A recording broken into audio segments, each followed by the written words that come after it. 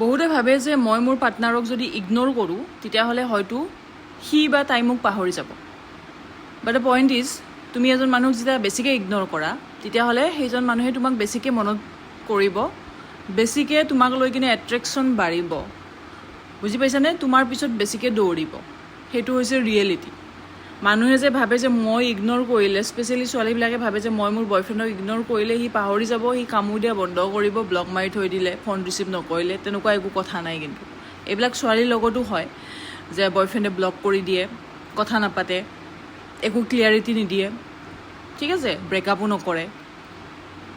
সিহঁতে ভাবে যে নিজে নিজে কাট অফ হৈ যাব, নিজে নিজে পাহৰি যাব। নহয়, তোমাক লৈ কিনে তাইৰ এট্ৰেকশ্যন বেছিকৈহে বাঢ়িব, তাই তোমাৰ পিছত বেছিকৈহে দৌৰিব।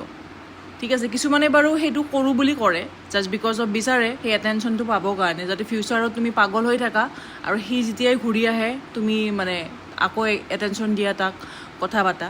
তো বিভিন্ন ধৰণৰ মানুহ থাকে।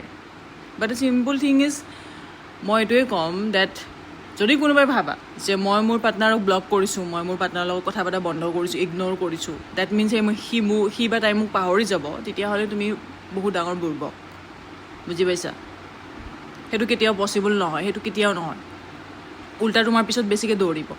চ' তাতকৈ বেটাৰ যদি ব্ৰেকআপ কৰিব বিচাৰিছা, যদি কোনোবা বেলেগক ভাল লাগিছে বা থাকিব নিবিচাৰা বা যি প্ৰব্লেম হৈছে, অলপ সময় লাগিলেও লাগিব, কিন্তু ক্লিয়াৰিটি দিবা যে মই থাকিব নিবিচাৰোঁ তোমাৰ লগত, তুমি মোক লৈ একো আশা কৰি লাভ নাই।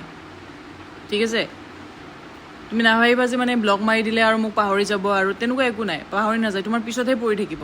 উল্টা সেই মানুহজনে তোমাক লৈ কষ্ট পাই থাকিব। এটা লিমিটলৈকে, এটা টাইমলৈকে তোমাক ফোন কৰিব, মেছেজ কৰিব, তুমি ৰেচপণ্ড নকৰিবা, ব্লক কৰি থবা। ফোন কৰা, মেছেজ কৰা বাদ দি দিব, কিন্তু মাইণ্ডৰ পৰা তোমাক ওলাব নোৱাৰে কেতিয়াও। চ' ইগন'ৰ কৰিলে মানুহ কেতিয়াও তোমাক পাহৰি নাযায়।